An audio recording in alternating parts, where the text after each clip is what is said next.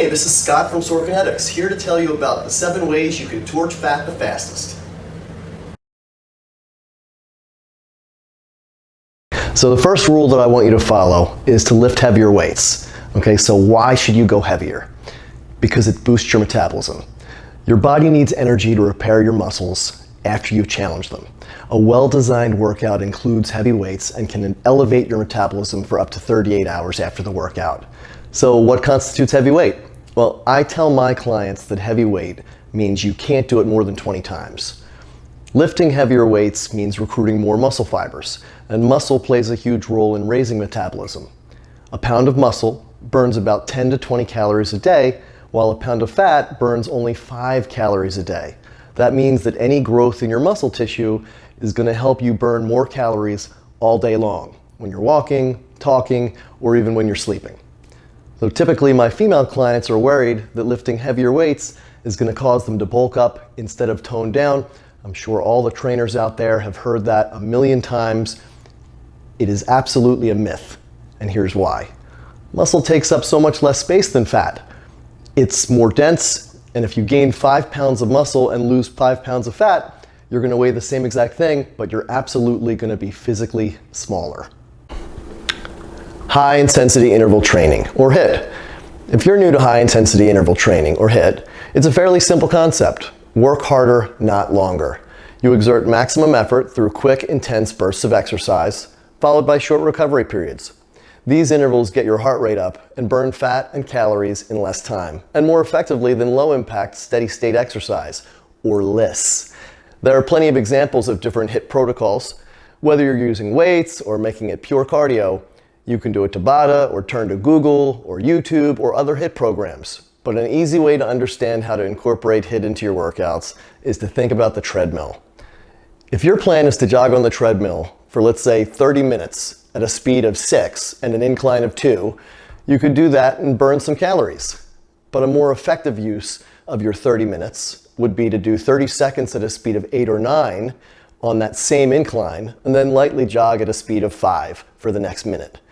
And then you repeat that pattern until you're done the 30 minutes. When the cardio workout becomes too easy for you, switch it up and do the speed of 8 or 9 for a full minute, and then the light jog for 30 seconds. Utilizing HIIT will burn more calories during and after your workout, which means you'll also burn more fat overall. So the first 2 tips that we were talking about have to do with working out and can of course be done at your local fitness studio, Tone Zone. And the next 5 tips that I want to talk about are going to be accomplished in the kitchen. So I want to start that off by talking about quality over quantity. It's widely accepted that the best way for you to lose weight is to consume less calories than you burn, right? Simple, but incorrect. Don't get me wrong, it will absolutely work at first until it doesn't. Okay, here we go. Let's say you track your calories over a 2-week period. You eat what you normally do, and at the end of these 2 weeks, you weigh the same. You didn't lose or gain any weight, you maintained.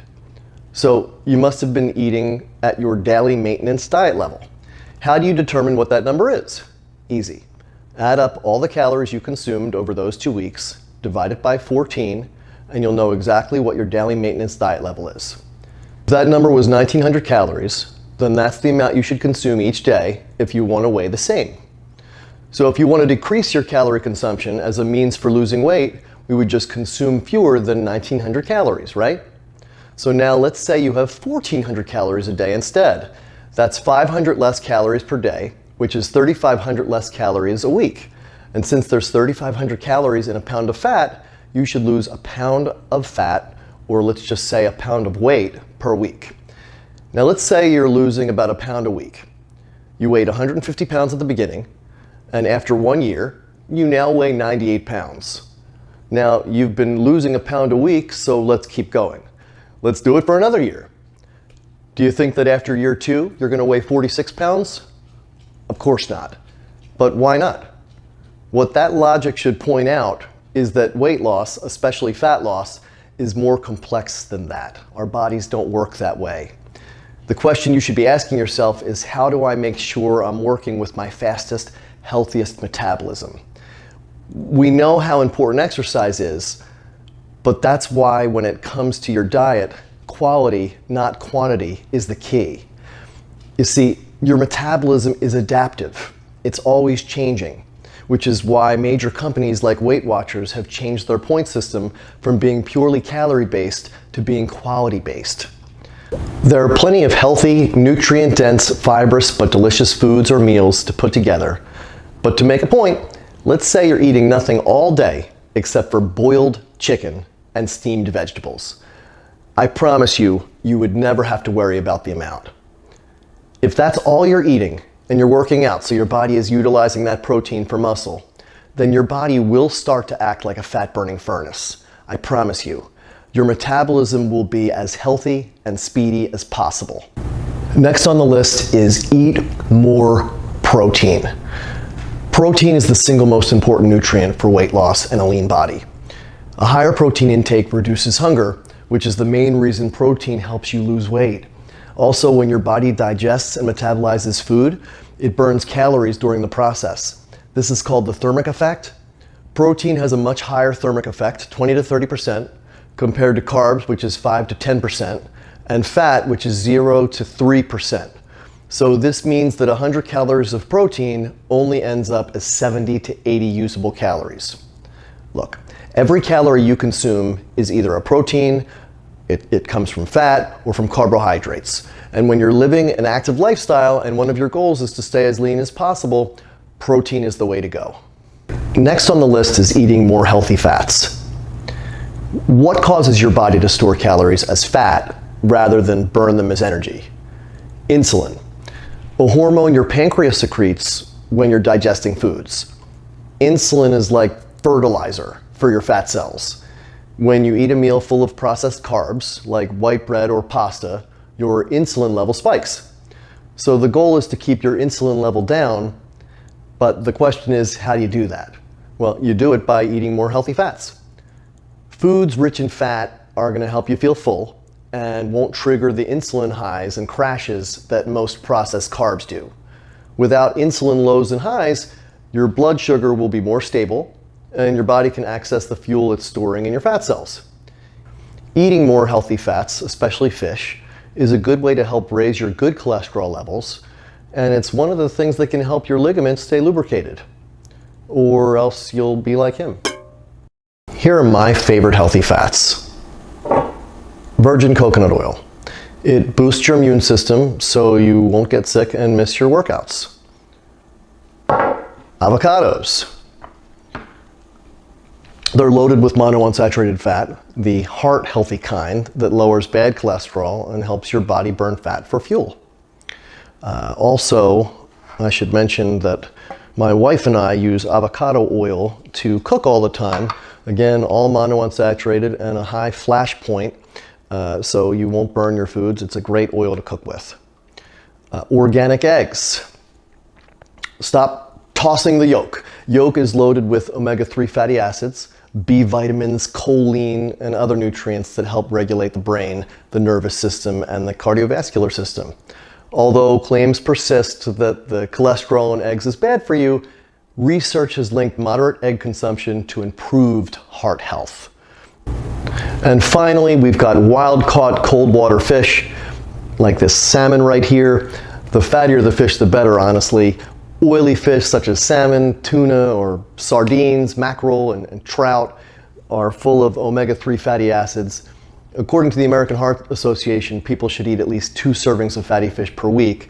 Fatty fish can reduce inflammation to recover from your workouts faster. Eat more fiber. Carbohydrates do have a place in your overall nutrition, and choosing carbs that are high in soluble fiber is the smart way to go. Soluble fiber is a powerful natural appetite suppressant since it slows the movement of food through the gut. It also helps keep your gut bacteria healthy. Fiber has such an important role in one's diet that when counting daily carb intake, most dietitians, they allow their clients to subtract the grams of fiber from the number of grams of carbs they've ingested. So if someone has eaten 20 grams of carbs, but 18 grams of fiber, they only count 2 net carbs. Foods that are high in soluble fiber include flax seeds and sweet potatoes, fruits like apricots and oranges, Brussels sprouts, and grains like oatmeal. Okay, intermittent fasting. This is the one that I am most excited about. This is the one that we've been waiting for. I've been doing it for 5 months now, and despite the word fasting, I eat every day. I just choose an 8-hour window to do it in. How you incorporate intermittent fasting into your daily life can vary, but what works for me is narrowing it down to 2 meals per day. Some choose 3. My first meal is around 1 p.m., and my second meal is around 8 p.m. Then I don't eat again until the next day at 1 p.m. Drinking water during the fasted state is perfectly fine, so I'm always staying hydrated. Since I've started, I've gained muscle, I've decreased my body fat from 13% to 6%.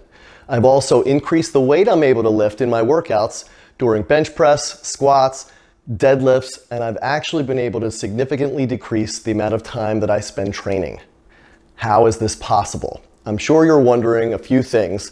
First being, won't I be lethargic in the morning without eating breakfast? If you eat a big dinner the night before, I think you'll be surprised by how much energy you have in the morning. Aren't I supposed to be eating several small meals throughout the day? Well, we've all been trained to think that 6 small meals is the way to go, but that's based on the idea that your body burns calories while it's processing food. So the thinking was that if you eat more frequently, you'll burn more calories throughout the day. That's actually not true. The amount of calories you burn is proportional to the size of the meal that your body's processing. So digesting 6 smaller meals that add up to 2,000 calories burns the same amount of energy as processing 2 large meals of 1,000 calories each. Is there science behind this? Yes, and tons of it. This has been going on for many years now, and the truth is, it's totally legit. It's become extremely popular, and I say it all the time. I'm not a fad guy. This is popular, but it's not a fad for several reasons. First of all, it's not a temporary fix. It's something you can do and benefit from forever.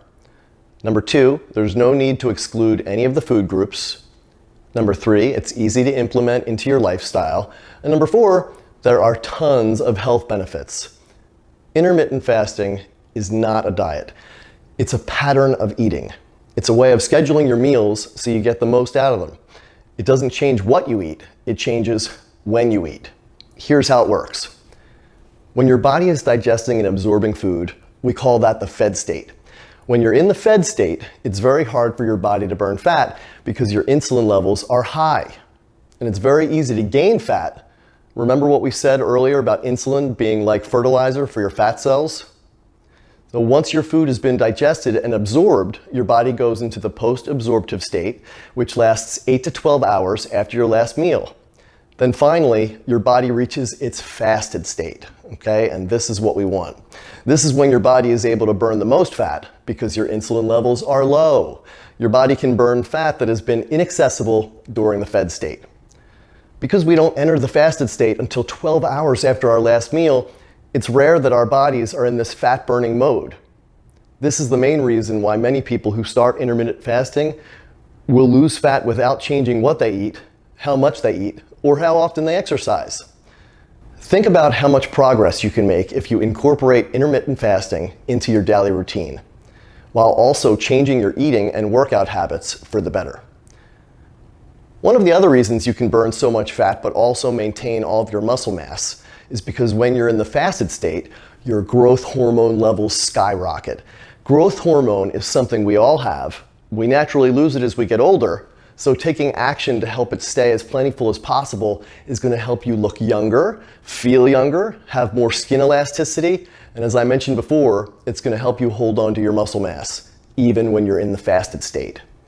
In our next video, we're going to discuss this in more depth with variations based on your goals, such as different schedules for the fasting, the warrior diet, weekly intermittent fasting, alternate day intermittent fasting, going to 3 meals instead of 2, and tons more. And we'll be discussing the many other health benefits of incorporating intermittent fasting into your life. For now, if you'd like to get started, pick an 8-hour time window that works for your schedule to fit 2 meals into. Drink water all day long so you can stay hydrated. The first week might be a bit of an adjustment as your body gets used to its new eating schedule, but stick to it.